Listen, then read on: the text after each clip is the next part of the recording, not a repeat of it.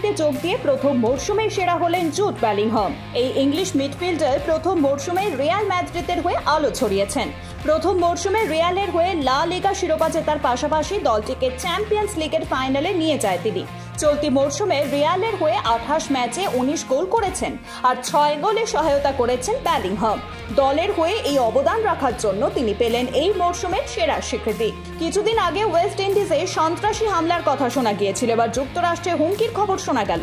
জানা গেছে একটি গ্রাফিক্স পোস্টারের সাহায্যে এই হুমকি দেওয়া হয়েছে নাসাউ কাউন্টি স্টেডিয়াম জুড়ে। যুক্তরাষ্ট্রে 9 জুন চিরপ্রতিদ্বন্দ্বী ভারত ও পাকিস্তানের মধ্যে ম্যাচটি হবে এই স্টেডিয়ামেই। সেই ম্যাচটিকে ইঙ্গিত করেই হামলার পোস্টারটি করা হয়েছে। তবে আইসিসি বিশ্বকাপের নিরাপত্তা ব্যবস্থা অনেক জোরদার বলে আশ্বস্ত করেছে। প্রথম রাউন্ডে স্ট্রেট সেটে জিতে ফরাসি ওপেনের দ্বিতীয় রাউন্ডে উঠে গেলেন নোভাক জোকোভিচ। মঙ্গলবার রাতের ম্যাচে তিনি হারিয়েছেন পিএচএ হিউজেস হার্বার্টকে। জিতেছেন 6-4, 7-6 এবং 6-3 গেমে। 2 ঘন্টা 31 মিনিট সময় লেগেছে জোকোভিচের জিততে। পরের রাউন্ডে স্পেনের রবার্তো কার্বালেস বায়ানের মুখোমুখি তিনি। অস্ট্রেলিয়ার প্রথম টি-20 বিশ্বকাপের প্রস্তুতি ম্যাচ মঙ্গলবার রাতে এই উদ্ভট পরিস্থিতির সৃষ্টি হয়েছে।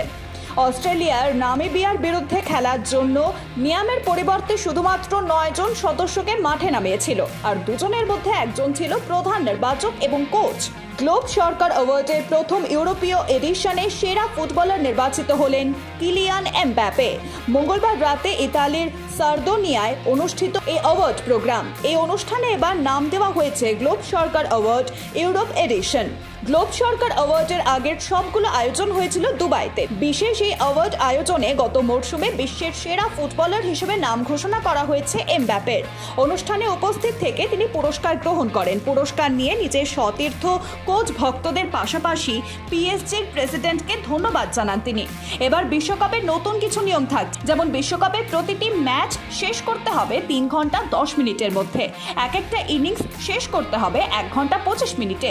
ইনিংস বিরতি থাকবে 20 মিনিট করে। আর ম্যাচ বরাবরের মতোই 2 দলে 2টি করে রিভিউ পাবে। যে জিনিসটা এবার সবচেয়ে বেশি লক্ষণীয় তা হলো এবার প্রথমবারের মতো বিশ্বকাপে থাকছে স্টপ ক্লক, মানে একটা ওভার শেষ হওয়ার পরের 1 মিনিটের মধ্যে সেকেন্ড ওভার শুরু হবে।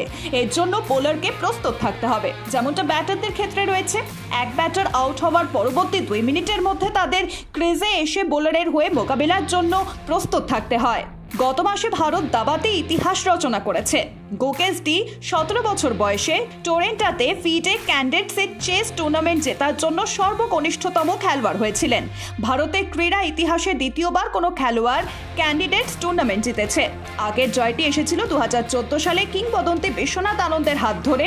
গোকেস আজকের দিনে অর্থাৎ 29 মে 2006 সালে চেন্নাই এবং তামিলনাড়ুতে জন্মগ্রহণ করেন।